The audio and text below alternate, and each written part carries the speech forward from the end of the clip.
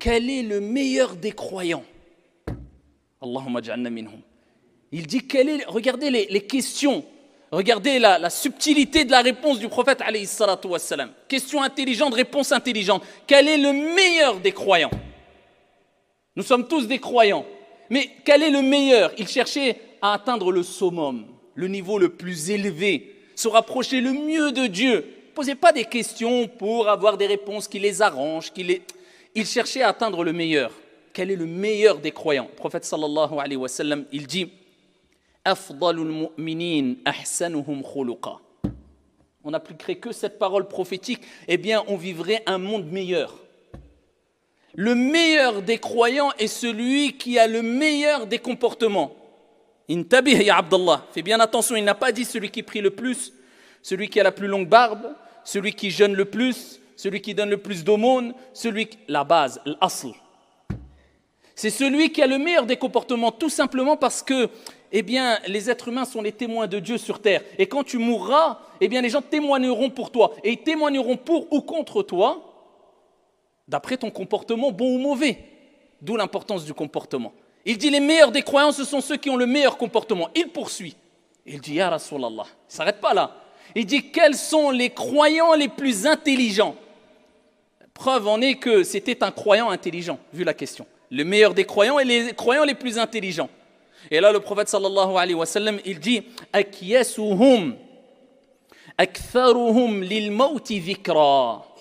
Les plus intelligents des croyants, ce sont celles et ceux qui pensent le plus à la mort. Il ne s'arrête pas là, le prophète sallallahu alayhi wa sallam.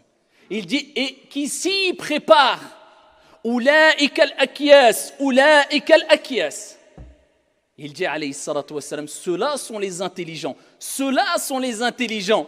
Donc les meilleurs des croyants, ceux qui ont le meilleur des comportements. Et les plus intelligents, ceux qui pensent, qui évoquent, qui se rappellent le plus souvent de la mort et qui s'y préparent. Parce que si tu penses beaucoup à la mort, et cela provoque en toi un repli sur toi-même, une mauvaise compréhension de la mort, une mauvaise compréhension de la vie, une mauvaise compréhension de la religion, qui provoque en toi un mauvais comportement. Parce que des gens, à force de penser à la mort, sont rentrés dans des dépressions. Et j'ai été témoin des gens qui me disaient, eh bien, je vis un repli sur moi-même, je stresse, j'angoisse parce que je pense qu'à la mort, et il est toujours triste. Et non, c'est pour ça qu'on dit, les plus intelligents, ce ne sont pas ceux qui pensent beaucoup à la mort simplement, non, et qui s'y préparent, c'est-à-dire de manière convenable, conformément aux enseignements divins et prophétiques, avec intelligence, avec perspicacité, sans oublier sa part d'ici-bas, et en continuant à être épanoui tout au long de sa vie, en faisant des projets, en se projetant, mais toujours dans tous mes projets, je mets la mort devant moi. Donc cela me poussera à comprendre que tous les bienfaits que Dieu nous a donnés dans la vie d'ici-bas, les moments de joie, les moments tout ce qu'on peut vivre de bien et de bon, tous les projets que je peux faire, le commerce dans lequel je me suis lancé, le voyage que je veux entreprendre, la maison que je veux construire, tout cela est bon, il n'y a pas de problème. Par contre, eh bien, je mets toutes ces choses-là dans mes mains ou dans mes poches, peu importe, mais pas dans mon cœur. C'est-à-dire, ça ne doit pas provoquer de l'angoisse, du stress, des problèmes, des soucis. Non, c'est un bonus, c'est un plus. Mais ma priorité est l'au-delà. Et à travers cette bonne compréhension, eh bien, tu sais qu'en profitant de la vie d'ici-bas, tu peux te rapprocher de ton Seigneur, le divin.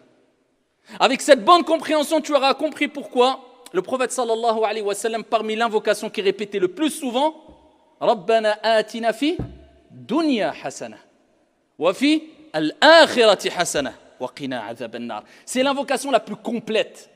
C'est la plus complète. Pourquoi? Parce qu'elle réunit tout. Donc si tu as du mal à apprendre les invocations, apprends juste celle-là. Cela, elle te suffit amplement. Rabbana atina, donne-nous ici-bas. Il a commencé par la vie d'ici-bas. Parce que la vie d'ici-bas, tu as droit d'en profiter à partir du moment où elle te permet de vivre épanoui et de te rapprocher de Dieu. Pas besoin de dire j'abandonne complètement la vie d'ici-bas. Mais attention, devant toi, il y a toujours al-maut, la mort. Ce qui te recadre, ce qui te laisse dans les rails, sur les rails, ce qui te rappelle que te perds pas, te trompe pas. C'est là l'objectif principal. Et que tu le veuilles ou non, bon gré mal gré, tu vas y goûter. Donc cette belle maison, cette richesse que tu as, sache que tu ne l'emporteras pas avec toi. Et si tu fais devancer tous ces bienfaits sur l'amour de Dieu, à tel point que ça te détourne du bon comportement, de l'amour de Dieu, de tes principes, eh bien là, ça peut devenir problématique. C'est pour ça que Ibn Qayyim, eh bien, il disait cette parole, celui qui va aimer une chose,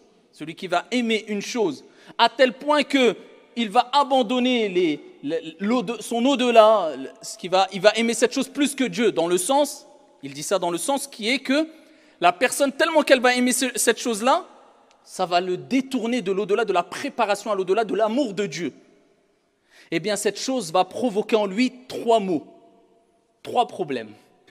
Il dit, le premier problème, c'est qu'il ne sera jamais bien tant qu'il n'aura pas acquis cette chose-là. C'est vrai, quand on veut quelque chose de dunya, on n'est pas bien. Pourquoi? Parce qu'on veut acquérir cette chose-là. Donc tu te batailles, tu te bats.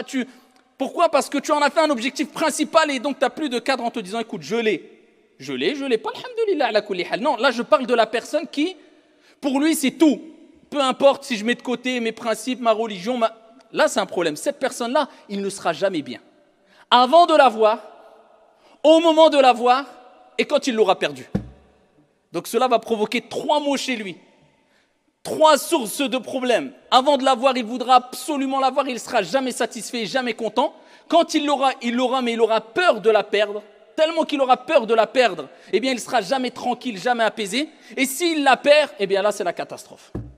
Mais le croyant, il dit alhamdulillah ala kulli hal. Si j'ai, tant mieux, et je profite. Si je n'ai pas, c'est pas grave, alhamdulillah. Kun fi dunya ka'annaka gharib ou abiru sabil. Sois ici-bas comme si tu étais un voyageur, un passant. C'est pas quelque chose qui fait que Nuh alayhi salam, Noé, 950 ans qu'il a vécu. Je vous dis à Nuh, comment tu as ressenti la vie d'ici-bas? Il dit comme si j'avais ouvert la porte d'une maison, je suis rentré dans cette maison, je me suis assis quelques instants, quand quelquefois tu rentres chez toi, tu restes quelques instants, tu ressors. Il dit aussitôt je ressors par une autre porte. 950 ans. Il a ressenti ad-dunya, la vie, 950 ans comme cela. Combien de temps il nous reste à vivre ici? Allez, si on meurt de vieillesse, sinon peut-être 5 minutes, on ne sait pas. Donc, avoir dans l'esprit toujours que, voilà, cette vie d'ici-bas, c'est un bienfait de Dieu. Je profite pour avoir un bon comportement, laisser des bonnes traces derrière moi, que les gens parlant bien de moi, je ne salis pas mon image, l'image de ma religion, l'image de mes convictions, je fais du bien autour de moi. Mais par contre, je sais très bien qu'à un moment ou à un autre, je devrais quitter cette vie d'ici-bas. Donc, je ne suis là que de passage. C'est avec ça qu'il faut vivre. Et c'est pour ça que le prophète a dit « Ulaika al-akiyas » Voilà l'intelligence. Donc, celui qui... Regardez comment on réagit quand on veut préparer notre retraite. On est toujours, voilà, oui, mais si je ne travaille pas assez, je n'aurai pas ma retraite. Si je n'ai pas accumulé 30 ans de travail, 40 ans, j'aurai... Pour une retraite qui, quand tu arrives à la retraite, tu es presque mort. Et ta retraite éternelle, ya Abdallah, tu n'y penses pas? Et tu es intelligent? Où sommes-nous bêtes? Et je parle pour moi le premier. Vous comprenez pourquoi le prophète a dit ceux-là sont les intelligents qui investissent pour le delà.